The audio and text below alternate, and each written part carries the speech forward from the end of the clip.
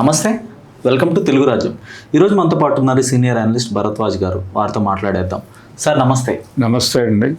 Sir, ప్రశ్న Raavan Pithapuram police స్టేషన్లో ఉండగా, తర్వాత సర్పవరం పోలీస్ స్టేషన్లో ఉండగా హిందూ సంఘాలు కొన్ని అక్కడికి చేరుకున్నాయి. అక్కడ కొంత నినాదాలు చేశాయి, కొంత దాడి చేసే ప్రయత్నం జరిగింది. మరోవైపు క్రైస్తవ సంఘాలు కూడా కొంత అక్కడికి చేరుకోవటం వల్ల కొంత తోపులాట ఇదంతా ఉంది. సో అంటే కూటమి ప్రభుత్వం ఇప్పుడు వీళ్ళని అరెస్ట్ చేయటం, తర్వాత మళ్ళీ స్టేషన్లు మార్చడం, ఇదంతా రాష్ట్రంలో ఒక శాంతి భద్రతల సమస్యని ప్రభుత్వమే సృష్టిస్తుందా? ఏమంటారు? రెండు వర్గాలని ప్రొవోక్ చేయటం ద్వారా రెండు వర్గాలను ఒకళ్ళ మీద ఒకళ్ళకి రెచ్చగొట్టుకోవటం. గోదావరి జిల్లాలకి విషయాన్ని తీసుకెళ్లటంలోనే ఆ ప్రాబ్లం ఉంది. అంటే ఇంకో చోట అయితే అట్నుంచి రియాక్షన్ ఉండేది కాదు, కానీ నిజానికి వీళ్ళు దాడి చేస్తున్నారు అనేది తెలిసి అట్నుంచి రియాక్షన్ వచ్చింది, ఘర్షణ జరిగింది.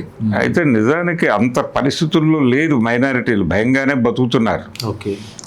నిజానికి వాళ్ళు కేసులు పెట్టదలుచుకుంటే చాలా కేసులు చంద్రబాబు మీద, పవన్ కళ్యాణ్ మీద, వీళ్ళందరి మీద వాళ్ళ మనోభావాలు గాయపడటానికి చాలా మెటీరియల్ చేశారు వీళ్ళు.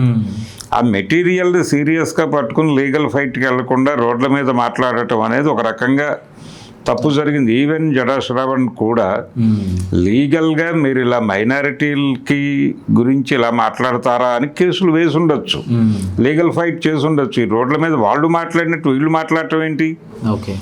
మీకు సంస్కారం లేదండి, మాకు సంస్కారం ఉంది, మేము లీగల్ ఫైట్ చేస్తాం మీ మీద అని చేసుంటే గౌరవప్రదంగా ఉండుండేది.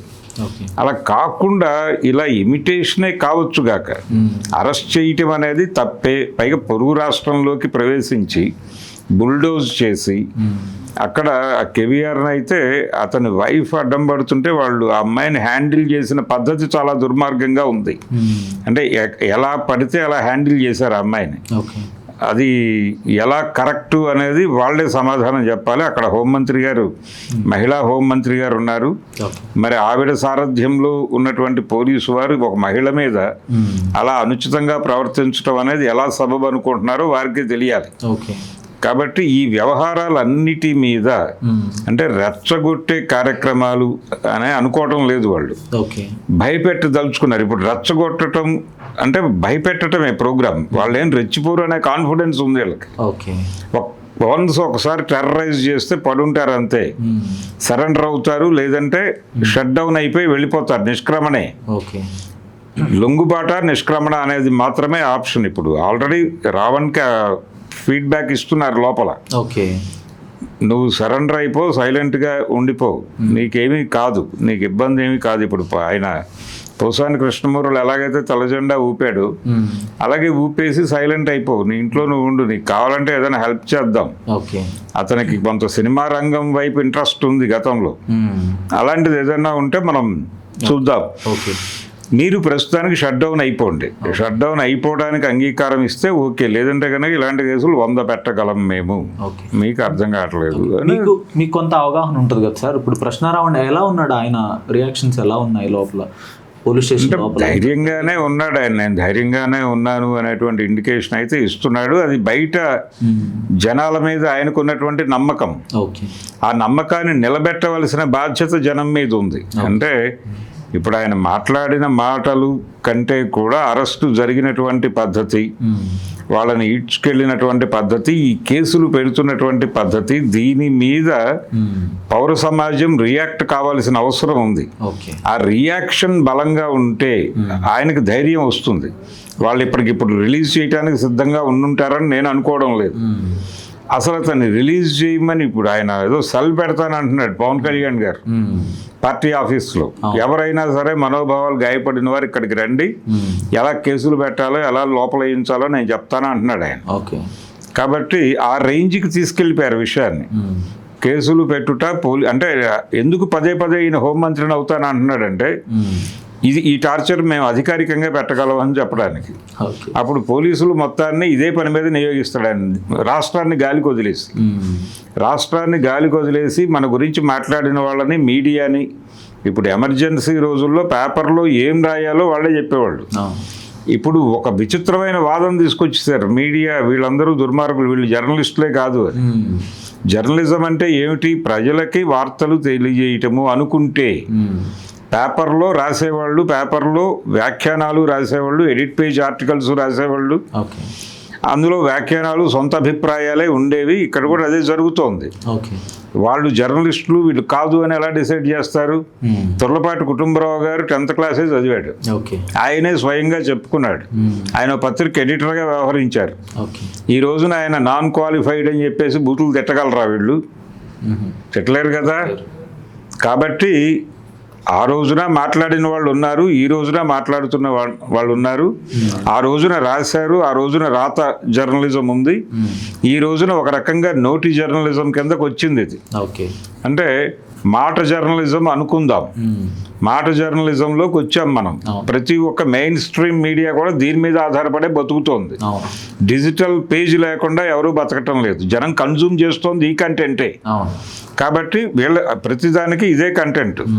ఇప్పుడు వాళ్ళేదో అద్భుతంగా నైతిక విలువలతో నిలబడున్నారు. మెయిన్ స్ట్రీమ్ మీడియాని ఎవరైనా మాట్లాడితే వాళ్ళని తన్నాలి ముందు లోపలేసి.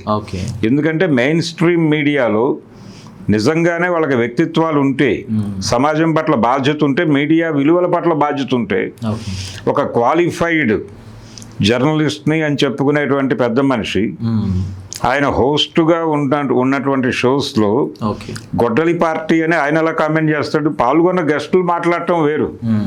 గొడ్డలి పార్టీ నాయకుడికి ఇది సబబేమేమో అని ఆయన ఎందుకు మాట్లాడతాడు? మాట్లాడుతున్నారు కదా. అది దుర్మార్గం అని ఎవరు చెప్పరేంటి వాళ్ళకి?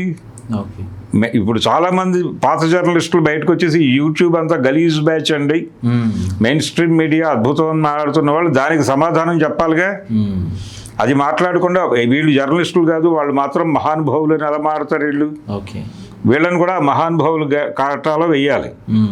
అందుకని ప్రజలు దేన్ని కన్జ్యూమ్ ఎందుకు వాళ్ళందరూ యూట్యూబ్ పేజీలు తీసి పడేయమనండి వీళ్ళు గలీజ్ బ్యాచ్ అయినప్పుడు. కానీ ఈ యూట్యూబే వాడుకోవాలి. నువ్వు కూడా జనంలోకి నీ అభిప్రాయాలు పంపిణీ చేయడానికి ఇదే కావాలి. నువ్వు నోటికి వచ్చినట్లల్లా నీ హోస్టులతో మాట్లాడిస్తావు, నీ స్టాఫ్ జర్నలిస్టులతో. గొడ్డలి పార్టీ అంటావు, నరికేసేవాడు అంటావు, హింసావాదులు అంటావు. నోటికి వచ్చినట్టల్లా వాళ్ళు మాట్లాడుతున్నారు. వచ్చిన గెస్ట్ మాట్లాడటం వేరు. వాళ్ళ పర్సనల్ ఆవేశాలు అక్కడ వ్యక్తం చేయటం తప్పేని నేను అనుకోవడం లేదు. కానీ వీళ్ళు మాట్లాడటం తప్పు. ఆ నైతిక బాధ్యత వాళ్ళు ఎప్పుడైతే విస్మరించారో ప్రపంచం అంతా విస్మరిస్తుంది. నువ్వేమో అసలు ప్రభుత్వానికి కానీ మంత్రులకు కానీ వ్యతిరేకంగా మాట్లాడితే లోపలేస్తామంటున్నావు. ఎమర్జెన్సీ రోజుల్లో కూడా ఎమర్జెన్సీని వీళ్ళందరూ మాట్లాడారు నిన్న మొన్నే, ఓ వారం 10 రోజుల క్రితం. ఎమర్జెన్సీలు ఇలా జరిగింది, అలా జరిగింది, నియంతృత్వం అని చెప్పి. దీంతో పోలిస్తే అది నియంతృత్వం ఏమీ కాదు. ఎమర్జెన్సీని మించిన పరిస్థితే. ఎవరు మాట్లాడకూడదు. నోరెత్తితే చంపేస్తాం, కేసులు పెడతామంటే ఎలాగా?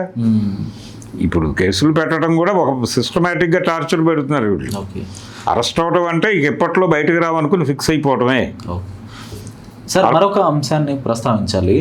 ఇప్పుడు రాధా మనోహర్ దాస్ ఆయన క్రైస్తవ దేవుళ్ళని, క్రీస్తుని ఎవరికి పుట్టాడు, తర్వాత మేరీ మాత గురించి మాట్లాడాడు. ఈ బైబిల్ ఒక రకరకాల మాటలు, వ్యభిచారం అన్నాడు, ఇట్లాంటి మాటలు వచ్చినాయి. సో ఇలాంటి మాటలు హిందూ దేవుళ్ళ మీద అయితే నేను చేసినట్టుగా నేను వినలేదు. ఎవరు క్రైస్తవ సమాజం ఆయనే అనుకుందామండి. రాధా మనోహర్ దాస్ చాలా వెటకారము, చాలా రెడిక్యూల్ చేసి మాట్లాడాడు. మాట్లాడిన దాని మీద కేసులు వేసి లోపల వేయాలి కదా. ఇంతవరకు ఆయన్ని ఎందుకు అరెస్ట్ చేయలేదు? ఏ ప్రభుత్వం అయినా కూడా సుమోటోగా కూడా లోపల వేయచ్చు అనే మాట ముందుకు వచ్చింది, కానీ వేయలేదు. అంటే మీరు సెక్యులరిజం అనే దాని మీద నమ్మకం ఉందా మీకు, లేదా? లేదు, దీన్ని హిందూ రాజ్యంగా భావిస్తున్నారా? అంటే ఇప్పుడు ఆయన మీద కేసు పెట్టకపోవటం కానీ, ఆయన అరెస్ట్ చేయకపోవటం కానీ, ఇవన్నీ కూడా ఇప్పుడు క్రైస్తవుల్ని ఒక సెకండ్ గ్రేడ్ సిటిజన్స్ గా ట్రీట్ చేయటం, టెర్రరైజ్ చేశారండి. వాళ్ళని టెర్రరైజ్ చేసి మార్జినలైజ్ చేశారు. అంటే ఇప్పుడు ఆయన అరెస్ట్ చేయకపోవటాన్ని ఇది అన్అఫీషియల్ హిందూ రాష్ట్ర అనేది చెప్పదలుచుకునే అంతే. అదే చెప్తున్నారు కదా, అది ఓపెనే. దానిలో పెద్ద ఇబ్బంది పడటానికి ఏమీ లేదు. వాళ్ళు గంటకోసారి టెర్రరైజ్ చేస్తున్నారు మైనారిటీస్ని. సర్ పేరుతో టెర్రరైజ్ చేస్తున్నారు. సర్ పేరుతో నడుస్తున్నటువంటి దుర్మార్గాలు చాలా ఉన్నాయి. ఈ దేశంలో ప్రజాస్వామ్యం విలువల ప్రకారం ఓటు వెయ్యను అనే హక్కు కూడా కొంతమందికి ఉంటుంది. ఓటు కార్డు తీసుకోరు వాళ్ళు. ఓటర్ కార్డు లేకపోతే రేషన్ కార్డు పీకేస్తాం, నీకు జీవితం, నువ్వు ఈ దేశం పౌరుడివి కాదు అని మాట్లాడుతున్నారు. ఇది గతంలో ప్రచారంగా జరిగేది. ఇప్పుడు దానికి చట్టబద్ధత కల్పించే ప్రయత్నం చేస్తున్నారు వీళ్ళు. దేవుణ్ణి నమ్మను అనేవాడికి కూడా ఈ దేశంలో స్థానం ఉంది. మీరు ఎప్పుడైతే ఓటు వెయ్యని వాడికి స్థానం, ఓటు వెయ్యకపోవడం అనేది ఒక విధానం, ఒక ఆలోచన. అంటే ఈ పార్లమెంటరీ పద్ధతి, ఈ పద్ధతిలో ప్రపంచం మారదు అని నమ్మినవాడు ఓటు వెయ్యటం వలన వీడికో వాడికో మేలు చేసిన వాళ్ళం అవుతాం తప్ప వీళ్ళిద్దరూ ఒకే తాను ముక్కలు అనే జ్ఞానం ఉన్నవాడు అసలు ఓటు వేయటానికి ఇష్టపడ్డు. ఆ ఇష్టపడని వాడికి కూడా ఓటర్ కార్డు ఉండి తీరాలని మాట్లాడటం, అది వాళ్ళు అసలు పోలింగ్ బూత్కే వెళ్ళరు, ఎన్నికల జాబితాలో పేరుందో లేదో చూసుకోరు, అసలు అది మనకు సంబంధించని ప్రాంతం అనుకుంటారు. ఇప్పుడు వాళ్ళందరినీ ఈ దేశ పౌరులు కాదు అని చెప్పే ప్రయత్నం చేస్తున్నారు ఈ సర నుంచి. అంటే ఎవరై ఉంటారు వీళ్ళందరూ? ఏదో మేరకు పాత ఎంఎల్ భావజాలంతో, పీపుల్స్ వార్ భావజాలంతోనో మావోయిస్ట్ భావజాలంతోనో ప్రేరణ పొందిన వాళ్ళు అయి ఉంటారు. వీళ్ళందరినీ ఈ దేశ పౌరులు కాదని చెప్పడం అనే ప్రోగ్రాం కూడా నడిచిపోతుంది ప్యారలల్గా. అంటే మీరందరూ వచ్చి మాకు ఓట్లు వేస్తారా లేకపోతే మీ పౌరసత్వాలు పీకేయమంటారా అని భయపెట్టే ప్రయత్నం. ఇలా రకరకాలుగా అన్ని శక్తుల మీద వాళ్ళకి వ్యతిరేకంగా నిలబడతారన్న ప్రతి శక్తి మీద దాడి చేస్తున్నారు. అందులో భాగమే ఈ గోలంతా. వాళ్ళు హిందువులని, ఇది అప్రకటిత హిందూ రాజ్యము అనేది వాస్తవం. వాళ్ళు హిందూ రాజ్యాంగాన్ని అమలు చేస్తున్నారు. అంబేద్కర్ రాజ్యాంగాన్ని పక్కకు తోశారు. పవన్ కళ్యాణ్ గారు అందులో ఎగ్జంప్షన్ ఏమీ కాదు, వారు కూడా ఇదే ధోరణిలో వ్యవహరిస్తున్నారు. ధన్యవాదాలు sir. Thank you. Hello, Telugu రాజ్యం ఛానల్ చూస్తున్నారా? సామాజిక, రాజకీయ, జీవన చిత్రణే తెలుగు రాజ్యం. అతిశయోక్తులు, అసత్యాలు ఉండవు. రాజకీయ కోణం కాదు, ప్రజా కోణమే కొలబద్ద.